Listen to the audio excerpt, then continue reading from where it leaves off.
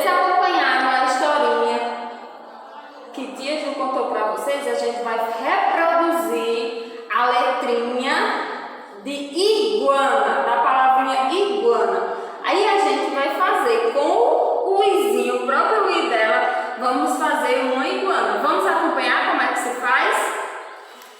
Então, tia vai sugerir que vocês façam o i, ó, que tia já fez para adiantar.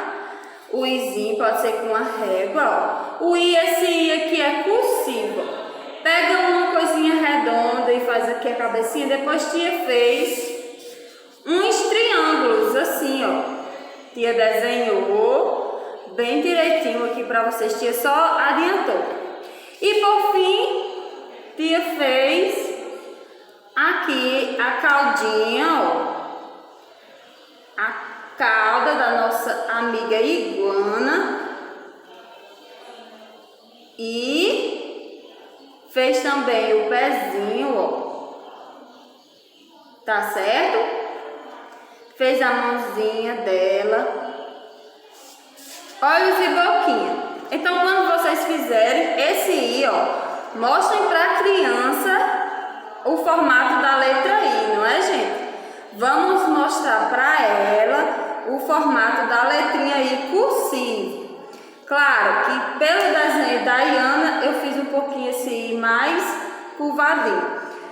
Então, quando vocês mostrarem para elas, aí elas poderão colar. Que cor é a iguana?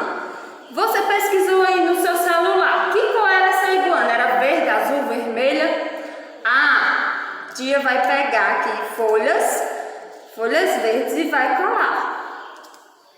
Nessa iguana vai deixar bem bonito. Ou então, se você não quiser utilizar folhagem, pede para ela pintar essa iguana, ó, da coleçãozinha verde, da corzinha verde, tá certo? Pinta aí todas as partezinhas. Vejam a reprodução dessa atividade na imagem seguinte, tá ok? Beijos, espero que vocês tenham gostado.